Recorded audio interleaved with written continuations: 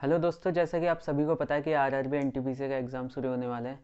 तो मैंने इस वीडियो में आपके लिए प्रीवियस ईयर आरआरबी एनटीपीसी के कुछ क्वेश्चंस निकाले हैं, जिनको मैं आपको सॉल्व करना सिखाऊंगा और आई होप आपको समझ भी आएगा। और क्वेश्चंस इतने टफ भी नहीं आते दोस्तों, आपका बस बेसिक कंसेप्ट क्लियर होना चाहिए। तो चलिए वीडियो को शुरू करते हैं और क्वेश्चंस को सॉल्व करते हैं।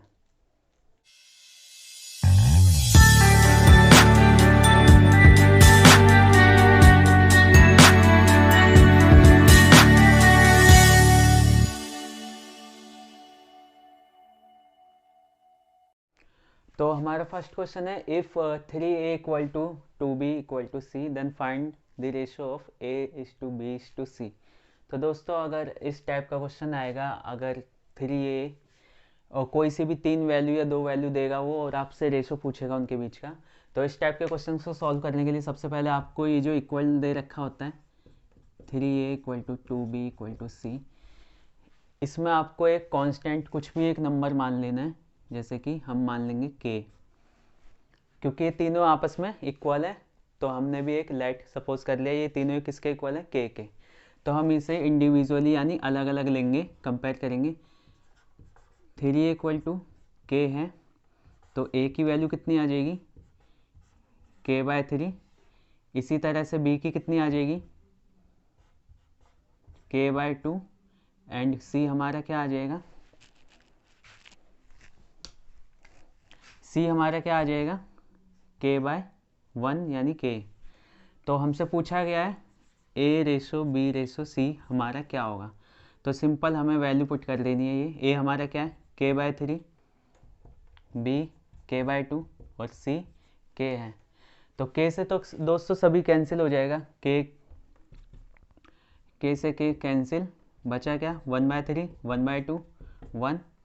और इसको आप इसका एलसीएम लेंगे 6 आएगा, 6 से मल्टीप्लाई कर देंगे तो ये हो जाएगा 2, ये हो जाएगा 3 एंड ये हो जाएगा 6।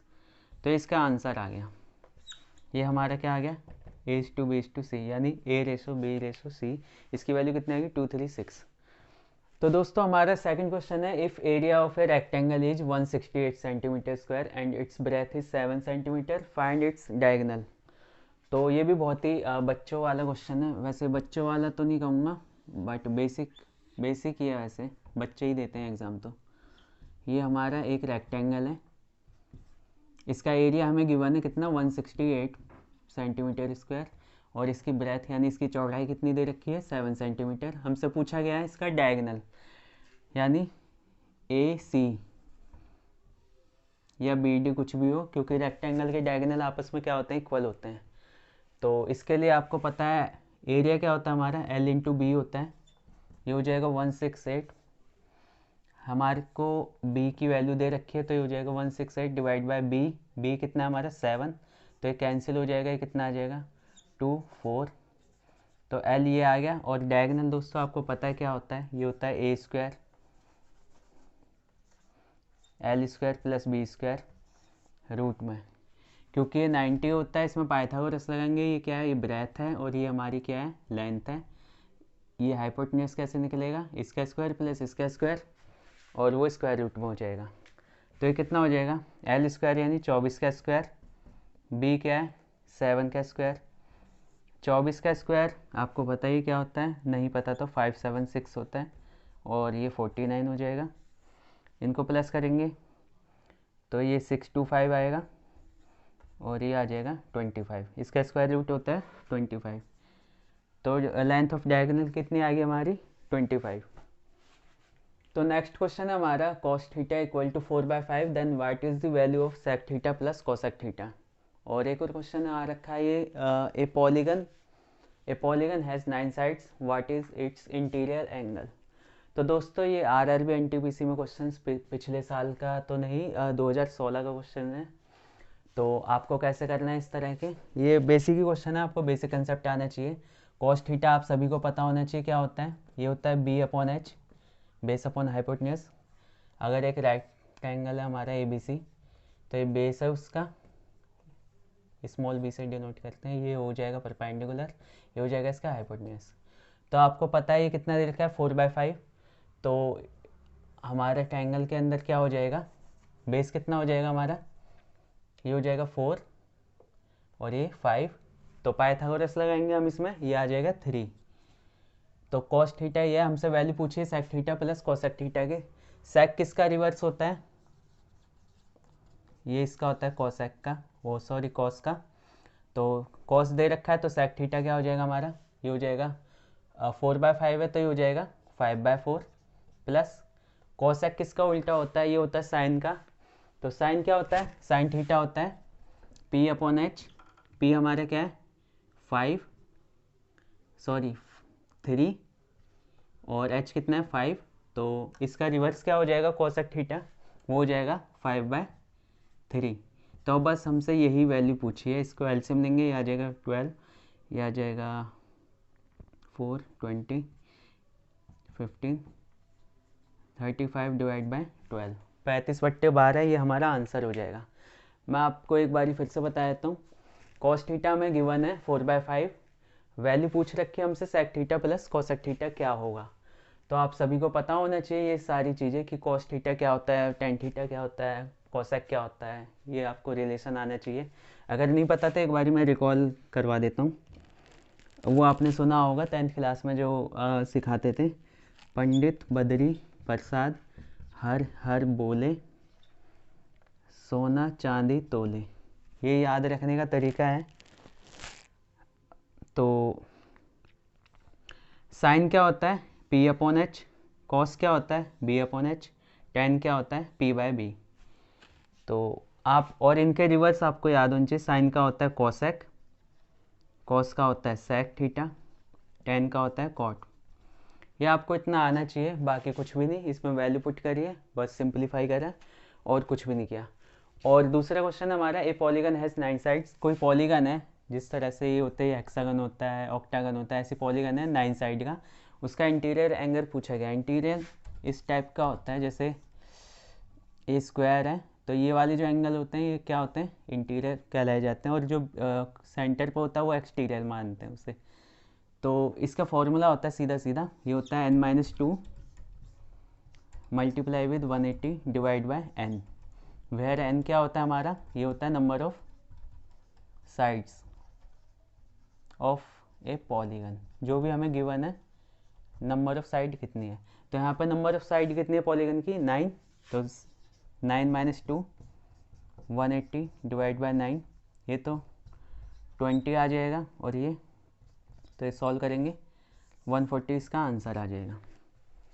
तो हमारा नेक्स्ट क्वेश्चन है, you went to buy 3 articles worth ₹500 each, however as per the discount sale is going on in the shop you paid for 2 and get 1 free, what is percentage of discount.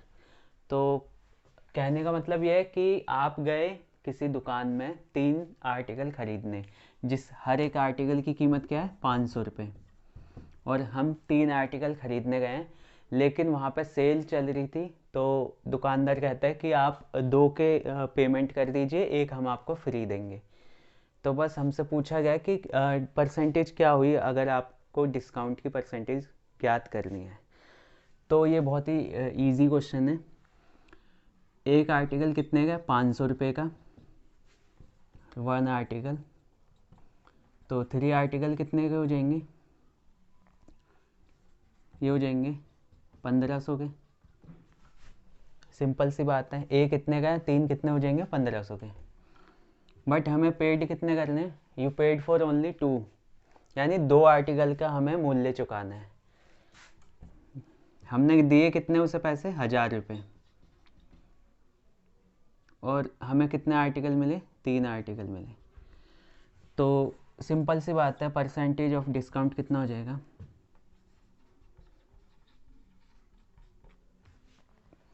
हमें 1500 देने थे, हम दे के कितने आए 1000 रुपये, तो डिस्काउंट मिल गया हमें 500 रुपये का। तो जब भी हम परसेंटेज निकालते हैं चेंज ऊपर आता है 500, ओरिजिनल वैल्यू क्या आएगी नीचे आएगी, 1500 हमें देने थे, मल्टीप्लाई विद परसेंटेज के लिए 100 से करते हैं, तो ये आ जाएगा 100 डिवाइड बाय 3 यानी 33.33%। या इसको ऐसे भी लिखते हैं, तो ये दोस्तों हमारा आंसर आ गया। इतना हमें डिस्काउंट मिला उस शॉप पे जो हम क्रिसमस की शॉपिंग के लिए गए थे। क्रिसमस कह लो या कुछ भी कह लो, अब तो वैलेंटाइन डे भी आ रहा है। तो चलिए नेक्स्ट क्वेश्चन की ओर चलते हैं।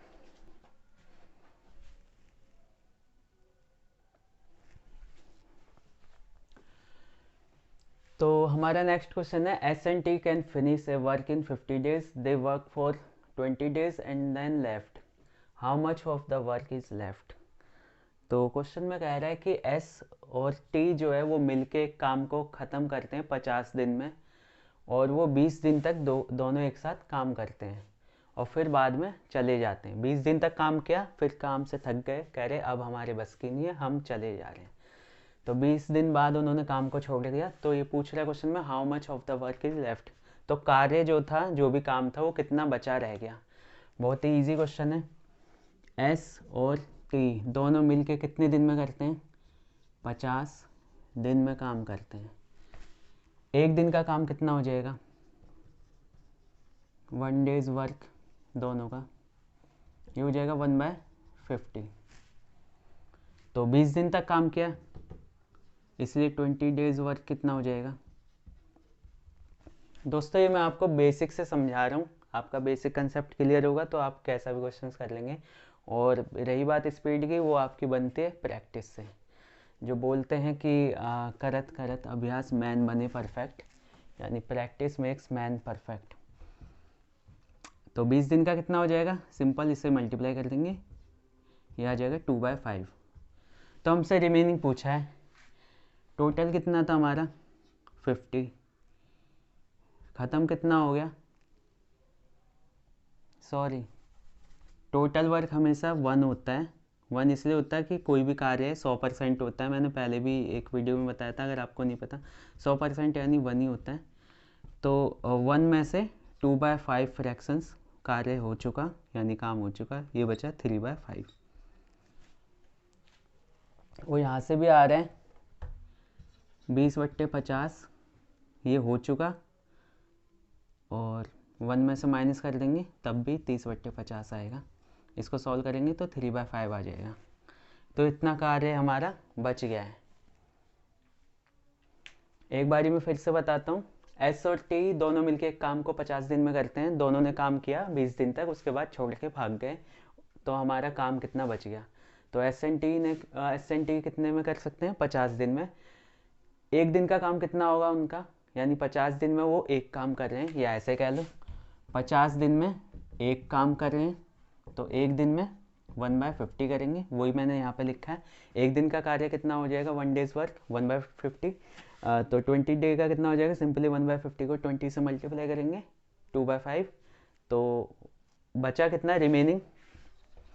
रिमेनिंग वर्क विल बी 1 - 2/5, यानी 3/5। तो हमारा नेक्स्ट क्वेश्चन है, a square ground is to be covered by planting 100 sapling on each side, how many saplings are needed in all. तो एक स्क्वायर ग्राउंड है दोस्तों हमारे पास। क्वेश्चन में कह रहा है, सैपलिंग होती है पौधे लगाना, या जो भी छोटे पौधे होते हैं उनको बोला जाता है। A square ground is to be covered by planting, 100 sapling है on each side. A square, हमारे पास एक स्क्वायर है ABCD, ये ग्राउंड है, हर एक साइड में 100 सैपलिंग करनी है हमें। तो बस हमसे पूछा है how many saplings are needed in all. तो बहुत से बच्चे जल्दी से कर लेंगे, 4 साइड है, 100 एक साइड में लगेगी, तो 400 इसका आंसर आ जाएगा, जो कि गलत है। आप थोड़ा सा, ये बहुत ईजी है, थोड़ा सा बस दिमाग लगाना है। यहाँ पे 100 सैपलिंग आएंगी, यहाँ पे भी 100 आएंगी, यहाँ पे 100 आएंगी क्या? यहाँ पे 100 नहीं आएंगी, क्योंकि ये जो इसका कॉर्नर होगा वो यहाँ पे ऑलरेडी, यहाँ पे एक सैपलिंग यहाँ पे हो चुकी होगी, ऐसे ही यहाँ पे एक सैपलिंग यहाँ पे हो चुकी होगी। तो यहाँ से एक माइनस हो गया, एक यहाँ से हो गया, तो यहाँ पे 98 आएंगी। सिमिलरली इसी तरह से यहाँ पे भी 98 आएगी। तो 2 यहाँ पे कम हो गई, 2 यहाँ पे कम हो गई, और ओवरऑल कितनी हो गई? यानी 4 कम हो गई। वैसे 400 थी, 400 में से 4 कम, यानी 396 हमें सैपलिंग्स की आवश्यकता होगी स्क्वायर ग्राउंड को कवर करने के लिए। उसने बोला कि हर एक साइड में 100-100 होनी चाहिए, तो हमने 100 सैपलिंग्स यहाँ कर दी। 100 यहाँ नहीं कर सकते क्योंकि इसका एक दोबारा से काउंट हो जाएगा, इसलिए यहाँ पे 98 होगी, एक इसका भी काउंट हो जाएगा। ये आपको आई होप समझ आ रहा होगा। तो अब हम अपने लास्ट क्वेश्चंस की ओर चलते हैं। तो फाइनली दोस्तों हमारा लास्ट क्वेश्चन है, car B is running twice as fast car A if car A covers a distance of 90 km in 1/2 hours, what is the speed of car B? यानी question में कह रहा है दोस्तों, कार B की रफ्तार है वो 2 गुनी है कार A की रफ्तार से। अगर कार A कवर करती है 90 किलोमीटर का डिस्टेंस 1/2 घंटे में, इसको सही करके लिख लेते हैं, 3/2 घंटे आएगा। तो स्पीड पूछ रहा है हमसे कार बी की। तो दोस्तों इस क्वेश्चन, ये भी बहुत ही इजी क्वेश्चन है और ये आरआरबी एनटीपीसी 2016 का क्वेश्चन है शायद। तो इसको कैसे करेंगे, सिंपल सी बात है, लेट कार, ऐसे ही कर देते हैं जल्दी से, पेपर में कौन सा आपको ये सब लिखना होता है। कार ए की स्पीड मान लेते हैं एस से, तो कार बी की कितनी हो जाएगी 2s से, क्योंकि इसकी डबल है। ये कितने टाइम में इतना कवर करता है, तो डिस्टेंस बराबर हो जाएगा टाइम मल्टीप्लाई विद स्पीड, ये हमें दे ही रखा है। तो यहाँ से एस की स्पीड कितनी आ जाएगी 60 आ जाएगी दोस्तों। ये 30 हो जाएगा, 30 दूनी 60। एस की वैल्यू ही आ गई, तो 2s की क्या वैल्यू आएगी, वो हो जाएगी 120 kilometre per hour. Option number D हमारा आंसर हो जाएगा। उसने ये पूछा था कार बी की रफ्तार है 2 गुनी है कार ए की रफ्तार से, यदि कार ए कवर करती है 90 किलोमीटर 1.5 घंटे के अंदर, तो what is the speed of car B.